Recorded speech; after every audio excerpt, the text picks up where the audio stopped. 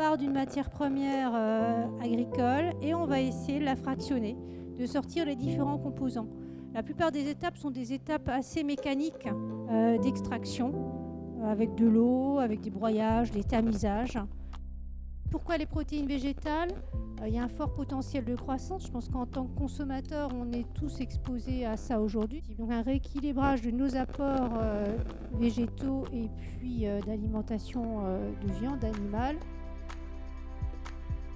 La fécule, c'est de l'amidon de pommes de terre qu'on va utiliser en épaississant pour des soupes, pour des flans, pour des sauces. Donc on utilise là également les propriétés naturelles, fonctionnelles de l'amidon une fois qu'il est extrait en utilisation alimentaire.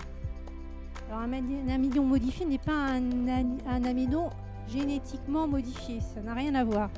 C'est un amidon qui a subi dans les process de fabrication un traitement thermique, par exemple, ou un traitement mécanique qui va améliorer sa stabilité dans les process de fabrication des aliments.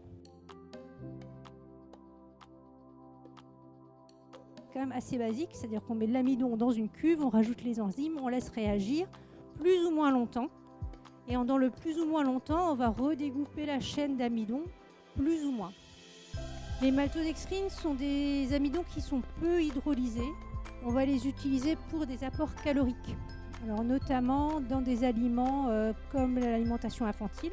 On va faire la même chose chez les personnes âgées où le métabolisme fait que l'absorption des calories se fait beaucoup moins bien et qu'il faut consommer beaucoup plus de calories qu'une personne adulte et plutôt jeune. Dans les sirops de glucose, on va en avoir qui sont très sucrés.